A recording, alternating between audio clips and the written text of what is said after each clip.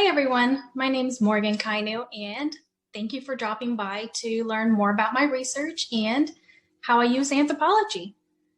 So to start off, I wanted to address the elephant in the room. I'm sure as you've been looking at my poster, you're wondering, space? But how does that have anything to do with anthropology? Well, that's a fantastic question. One of my favorite quotes, as you can see at the top of my presentation, is, "Wherever humans go, anthropologists will follow." As some of us might know, we currently have humans living in space on the International Space Station, or the ISS. That in of itself is pretty cool, right? But what does that have to do with anthropology? Well, in my case, I want to better understand how those living and working in space utilized, well, space. No, not the stuff outside of the airlock, but the stuff inside. That's right, their habitat. My research focuses on space habitats. More specifically, how space medicine professionals and astronauts utilize their space to conduct procedures and protocols. So how in the world does one even begin to research this? I mean, I'm most certainly not up in space right now, right? Well, to get a better understanding of how space medicine professionals and astronauts utilize space habitats, I conduct what's called in situ participant observation, or ethnographic research at space analog habitats. These habitats mimic space and their harsh environments. They're commonly referred to as isolated, confined, and extreme environments, or ICE environments for short. During my research, I actively participate in the analogs and collect information through participant observation, holding individual interviews with my crewmates, collecting pre- and post surveys from my crewmates, analyzing videos, photos, and audio from the mission, as well as reviewing mission documents pertaining to my user groups, which in this case is the medical, space, and medicine professionals. As you can see on my presentation in the top right-hand corner, this is a photo of my crew as well as myself and my most recent analog mission at the Mars Desert Research Station in Hanksville, Utah. Kind of looks like a lot going on there, right? Well, we're actually conducting teleanesthesia.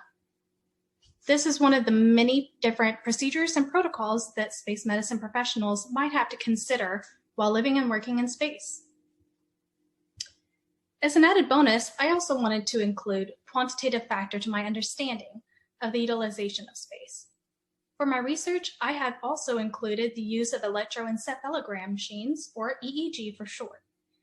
These machines assist in collecting records of the electrical activity of the brain and can be easily and comfortably worn around the participant's head during various procedures and protocols.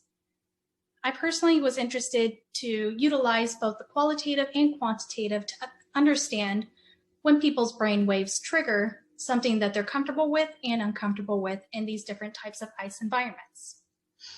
So aside from my own research that I've just explored with you, I have also been utilizing anthropology to assist in developing cross-cultural communication and diversity training and protocols for an analog mission.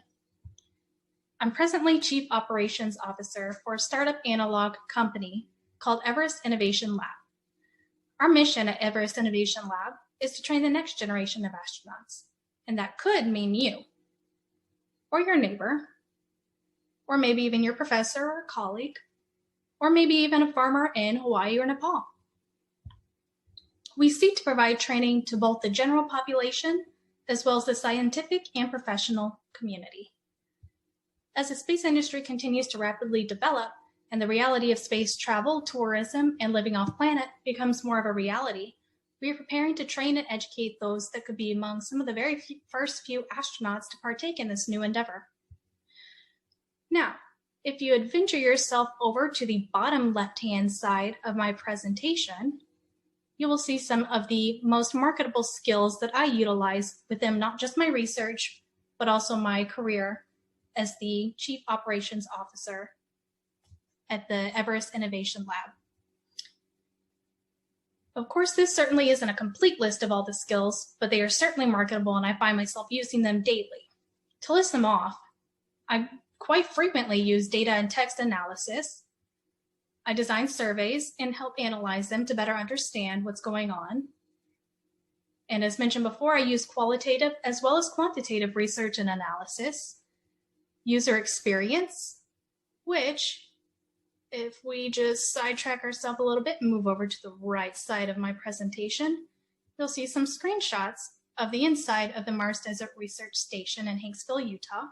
In this area, the bottom right-hand side, my presentation, you can see where I conducted a majority of my user experience research. Now, what is user experience research? Well, it's a focus about how a user or a user group interacts with and experiences a particular system or service or product. In my case, it's a particular system, space analog habitats. It includes a person's perception of utility, ease of use, and efficiency. Whew, I know that was a lot of information, and hopefully you have a lot of questions that I can help answer in the next Q&A session.